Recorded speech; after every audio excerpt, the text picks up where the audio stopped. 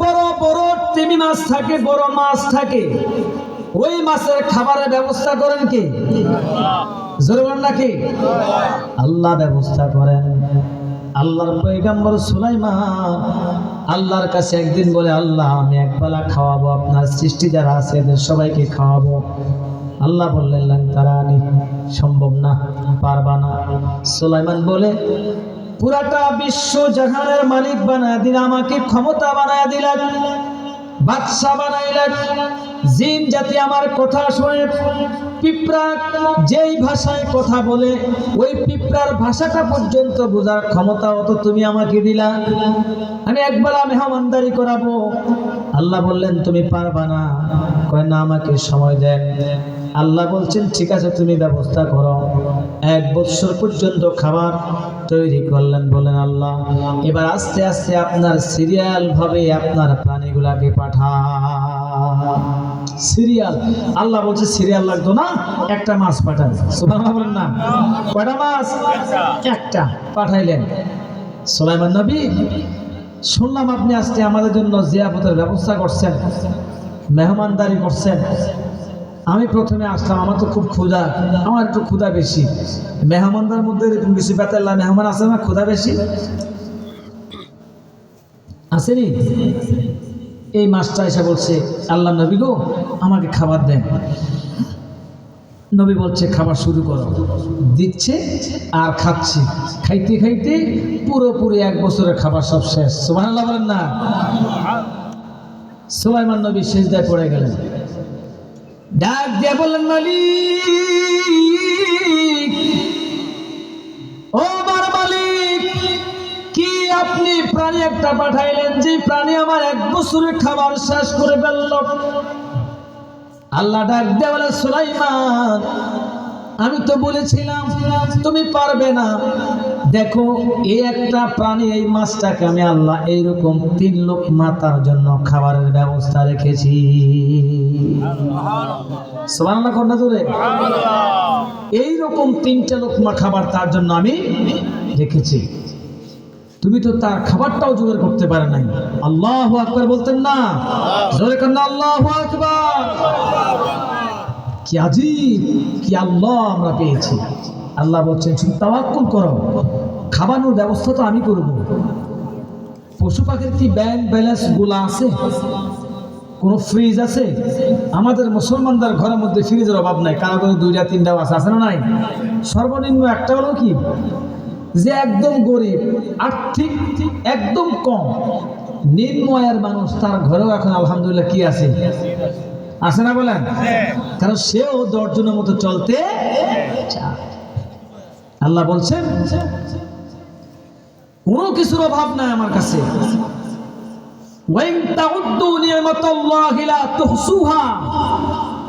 আমার এত নিয়ামত যা তোমরা কখনো গনে গনে শেষ করতে পারবা না। সুবহানাল্লাহ।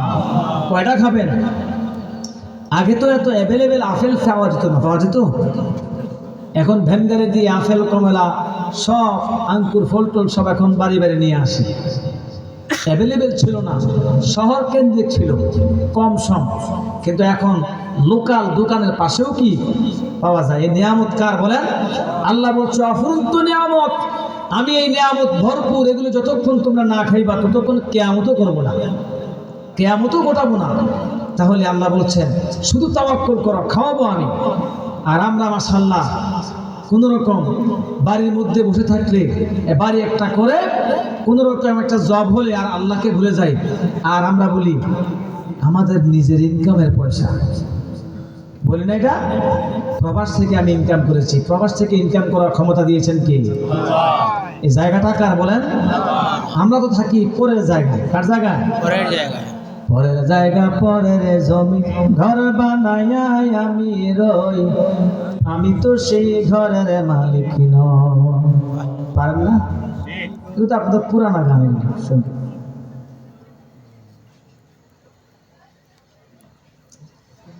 পরের জায়গা পরের জমিন, ঘর বানাইয়া আমি রই, আমি তো সেই ঘরের মালিক। ও সে ঘর খানা যা জমিদারি, আমি পাই না তাহার হুকুম জারি,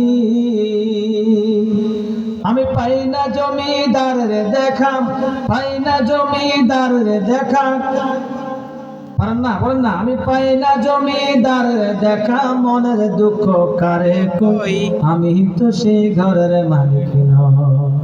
পরের জায়গা পরের জমিন ঘর বানায়া আমি রই, আমি তো সেই ঘরের মালিক নই, আমি তো সেই ঘরের মালিক নই।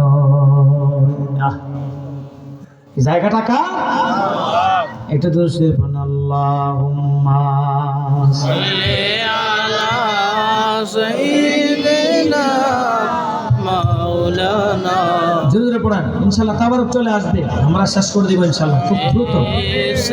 ওয়ালা আলি সাইয়্যিদিনা মাওলানা মুহাম্মদ। উহুদের ময়দানে ভেঙেছো দাঁত, তথাপি রেখেছ জমিনে ইসলাম। ভুলে গেছি মোরা তোমার বিধান, নামেতে শুধু মোরা মুসলমান। আল্লাহুম্মা সাল্লি আলা সাইয়্যিদিনা মাওলানা মুহাম্মদ ওয়া আলা আলি সাইয়্যিদিনা। তাহলে 3 নাম্বার হলো তাওয়াক্কুল করব কার উপরে? সবাই বলেন কার উপরে?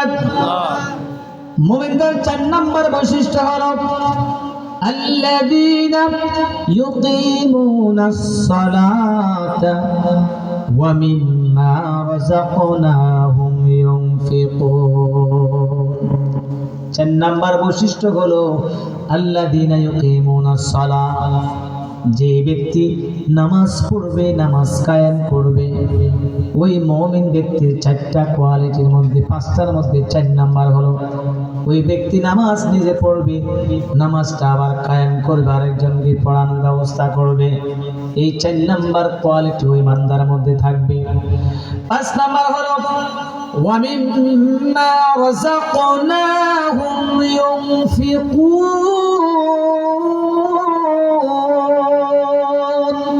আল্লাহু আকবার।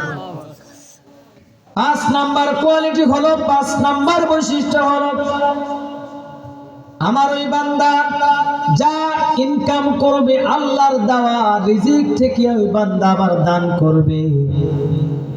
দেখবেন দান করাটা হচ্ছে মুমিনের একটা বৈশিষ্ট্য। আল্লাহ রাব্বুল আলামিন বলেন যে ব্যক্তি বেশি বেশি দান করবে তার হায়াতের মধ্যে বরকত দিবেন। কে বলেন? আল্লাহ নবী সাল্লাল্লাহু আলাইহি সাল্লাম বলেন, রাসূল একজন সাহাবী বললেন, ইয়া রাসূলুল্লাহ, ইয়া হাবিবাল্লাহ, মাল ঈমান, ঈমান কি?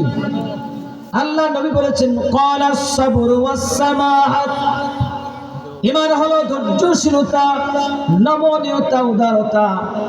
আর ওয়াস সামাহাত দানশীলতা, উদারতা হচ্ছে একমাত্র ঈমান। অর্থাৎ যে ব্যক্তি বেশি বেশি দান করবে, মন প্রাণ দিয়ে নিজের ওই আল্লাহর দেওয়া রিজিক থেকে দান করবে, ওই ব্যক্তির ঈমান তত মজবুত হবে। আল্লাহর নবীর ভাষায় ওই ব্যক্তি সবচেয়ে বড় ঈমানদার যিনি তার আল্লাহর দেওয়া রিজিক থেকে বেশি বেশি দান সদকা করবে। আমরা এখন দানের মধ্যে খুব কৃপণতা করে আসে না নাই? রাসূলের জামানায় সাহাবীরা, রাসূল যখন বলতেন সাহাবীরা তোমরা দান করো, সাহাবীদের মধ্যে প্রতিযোগিতামূলক হয়ে যেত। এমন ভাবে প্রতিযোগিতা হতো কে কার আগে রাসূলের কথায় দান করতেন। কারণ দানে হায়াত বাড়ে। সুবহানাল্লাহ বলেন না? দানে কি বাড়ে? হায়াতের মধ্যে বরকত হয়, দানের মধ্যে হায়াত বৃদ্ধি হয়। আপনি যত দান করবেন তত আপনার বিপদ আপদ বালা মুসিবত থেকে আল্লাহ হেফাজত করবে। কারণ যে যত দান করবে, দানের মাধ্যমে আল্লাহর কাছে সে মৃত্যুর পরে তত তাড়াতাড়ি সে জান্নাতে যাবে। সুবহানাল্লাহ। একটু জিকির করেন, লা ইলাহা ইল্লাল্লাহ।